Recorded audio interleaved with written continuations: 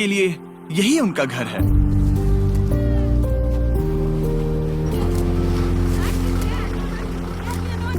ये इस देश में बनी कई डंप साइट्स में से एक है, जहाँ पर लोगों को लिटरली कूड़े के पहाड़ों से गुजरना पड़ता है, अक्सर जिसमें होती है नुकीली चीजें और जहरीला कूड़ा, जिससे कई सारी बीमारियां होती हैं जो अक्सर जानलेवा होती हैं, ताकि वो दिन के बस $3 बना सके। और क्योंकि ये देश दुनिया का सबसे ज्यादा आबादी वाला देश है, इंडिया हर साल 6.5 लाख टन कूड़ा का निर्माण करता है। और अमीर और गरीब के बीच की धन असमानता बढ़ने का मतलब है कि लाखों लोगों को सिर्फ सर्वाइव करने के लिए इस कूड़े को अलग करके बेचने पर निर्भर रहना पड़ता है, जो कि इन्हें इस साइकिल में फंसे रहने पर मजबूर कर देता है। ये दिल दहला देने वाला है।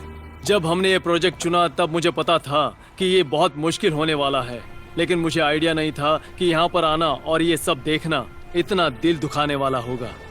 मैंने ऐसा पहले कभी नहीं देखा। मैं अभी अभी बाप बना हूँ और बच्चों को इस तरह के माहौल में काम करते देखकर मैं अंदर से पूरा टूट गया और पता नहीं इसे लफ्जों में कैसे बयां करूं। ये सही नहीं है। एक इंसान के तौर पर हम ऐसी चीजों को होने देने से भी अच्छा कुछ कर सकते हैं। पर ये डंप साइट ही इकलौती प्रॉब्लम नहीं है। आबादी का एक बहुत बड़ा हिस्सा इन शहरी बस्तियों में रहता है। ये गरीबी और यहाँ रहने के हालात बेइंतहा कठोर हैं। ये लोग अपने घरों को एक रेलवे ट्रैक के पास बनाने में मजबूर हो गए हैं।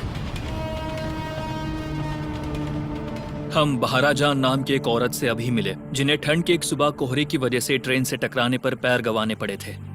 अगर सच कहूँ तो ये हमारा अब तक का सबसे दिल दुखाने वाला वीडियो है जो हमने बनाया है। और भले ही ये प्रॉब्लम सुलझाना लगभग नामुमकिन लग रहा है, यहाँ ऐसी एक ऑर्गेनाइजेशन है जो बदलाव ला रही है। ये है शाफकत। इंडिया जैसे एक देश में गरीब लोगों से इस तरह बर्ताव होता है क्योंकि वो कूड़े का काम करते हैं, तो समाज इसी वजह से उन्हें अलग समझते हैं। शाफकत तिल जला शेड के मैनेजिंग पोस्ट पर है, एक ऐसी ऑर्गेनाइजेशन जिसे उनके पिता आलमगीर ने 36 साल पहले बनाया था, जिन्होंने कई साल इस बस्ती में कूड़ा उठाने का काम किया था। पर वो समुदाय के पहले और उन चंद लोगों में से एक हैं जो पढ़ना और लिखना जानते हैं। फिर वो एक स्कूल टीचर बन गए और जल्द ही समझ गए कि शिक्षा की वजह से उनके लिए मौकों के कितने दरवाजे खुल गए हैं। और इसीलिए 1987 में उन्होंने हर एक कमजोर बच्चे को क्लासरूम में डालना अपना मिशन बना लिया। हर एक इंसान को जन्म से ही अधिकार होते हैं। काम मिलने का अधिकार, अनाज पाने का अधिकार, शिक्षा पाने का अधिकार। गरीबी समय नहीं देखती, वो हर दिन संघर्ष कर रहे हैं। क्योंकि उन्हें कभी कोई शिक्षा नहीं मिली, इसीलिए छोटे बच्चे क्राइम कर रहे हैं। हमें वो सभी मौके इन बच्चों के घर की चौखट तक लाने होंगे। इनमें से एक बच्चा है अकबर, एक लड़का जिसने कूड़े के समुदाय में जन्म लिया था।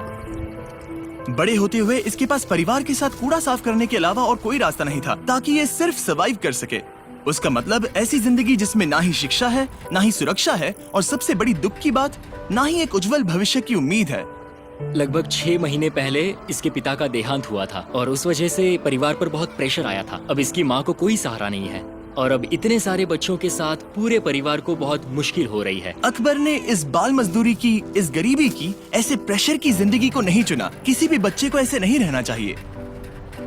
इसने गेट्स के बाहर से स्कूल देखे हुए हैं, पर कभी इसे क्लासरूम में अंदर जाकर बैठने का मौका नहीं मिला। ये 12 साल का था, पर ये कभी स्कूल नहीं गया। ये जानता नहीं था कि ठीक से लिखा और पढ़ा कैसे जाता है। तुम क्या बनना चाहते हो? इंजीनियर। इंजीनियर। ये कहता है कि मैंने रोड्स पर बहुत सारी चीजें देखी हैं, लोगों की गाड़ियाँ खराब होते हुए, लोग मदद मांगते हुए, पर कोई मदद नहीं करता। मुझे इनकी मदद करनी है। ऐसे हालात होने के बावजूद भी इसने कभी अपने पढ़ाई करने के सपने को नहीं छोड़ा। तो शाफकत ने अकबर को एक मौका दिया और उसका स्कूल में दाखिला करवाया। और सिर्फ 2 साल में ही ये 8वीं कक्षा तक चला गया, ठीक वही जहाँ इसे होना चाहिए।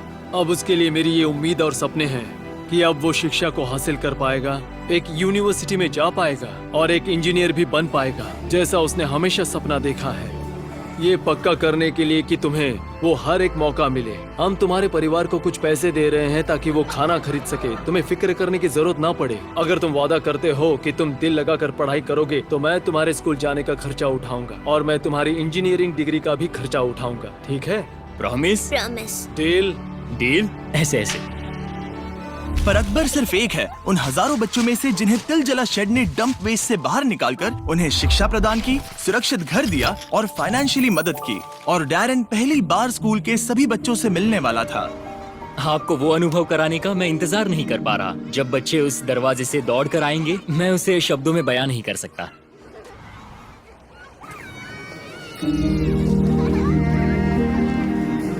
शेड ने 20,000 बच्चों को एक बेहतर जिंदगी की राह पर खड़ा किया है। वो एक ऑर्गेनाइजेशन जो बहुत बड़ा बदलाव ला रही है, और ये बदलाव सिर्फ उन 20,000 बच्चों में ही नहीं, तो उन 20,000 बच्चों के परिवारों में भी आएगा, जो कि आगे ऐसे समाज में जन्म लेंगे जो कि उनके लिए खुला होगा और ज्यादा मौके देने वाला होगा। जब हम एक स्कूल का दरवाजा खोलते हैं, तब जेल का बंद कर देते हैं।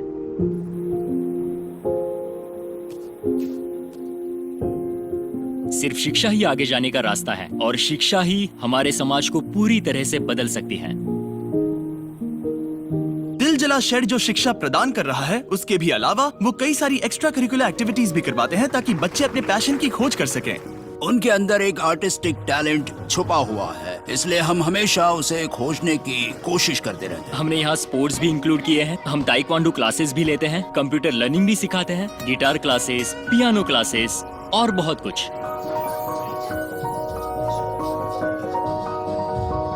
Thank you so much. फिर बड़े बच्चों ने डैरन को उनके कुछ साइंस एक्सपेरिमेंट्स दिखाए। ओह वाओ, देखो ये तो 3D है। हे, तुमने वो कैसे किया? मुझे बताओगे इसे कैसे बनाया? मतलब ये सब रिसाइकल होने वाला सामान है, वुडबोर्ड है, सब उसी से बनाया गया है। ये एक वाटर डिस्पेंसर है सर, ये देखो। शायद ये बहुत जरूरी है कि हम समझे कि ये बच्चे कितने इनोवेटिव और रिसोर्सफुल हैं। इनके पास बहुत ही कम चीजें हैं, फिर भी इन्हें जो सामान मिलता है वो उसी का इस्तेमाल करके ये एक्सपेरिमेंट्स कर रहे हैं और ऐसा करके खुद को सिखा रहे हैं। इन बच्चों में इतनी क्षमताएं छिपी हुई हैं, फिर भी ऐसे बच्चों को अच्छी शिक्षा का मौका नहीं मिल पाता है। दिल जला शेड का अपने समुदाय पर इतना बड़ा असर करने के बाद भी ये प्रॉब्लम इतनी बड़ी है कि अकेले सुलझा नहीं पाएंगे। इस समुदाय की बहुत सारी जरूरतें हैं और बहुत सारा संघर्ष है। हमें हमारे काम को बड़ा करना होगा। हमारे जैसी ऑर्गेनाइजेशंस को संसाधन जुटाने के लिए हमेशा ही दिक्कतें आती है, बहुत दिक्कतें। और इंडिया की इस प्रॉब्लम पर एक लंबा चलने वाला सोल्यूशन निकालने के लिए हमने दिल जला शेड के इस पूरे प्रोग्राम को पूरे 1 साल तक फंडिंग करने का फैसला किया, ताकि इन्हें कोलकाता के और इलाकों में फैलने में मदद हो और आखिरकार पूरे इंडिया में। क्योंकि आप में से हर एक की वजह से आपकी व्यूअरशिप ने बीस्ट फिलांथ्रोपी को सपोर्ट मिलने में मदद हुई है, और एक रेसिपेंट होने के नाते हम बता सकते हैं हमें बीस्ट फिलांथ्रोपी से सपोर्ट और एक कमिटमेंट भी मिला है। आपकी ब्लेसिंग्स के लिए बहुत बहुत शुक्रिया। पर अभी एक और सरप्राइज बाकी है। शाफकत ने बताया कि बहुत से बच्चों को कंप्यूटर सीखने में दिलचस्पी है, पर लोकल लाइब्रेरी में सभी बच्चों को सीखने के लिए उतने कंप्यूटर्स नहीं हैं। तो हमने उनकी मदद की। हम और भी कुछ करना चाहते थे, तो हमने कुछ कंप्यूटर्स भी खरीदे हैं।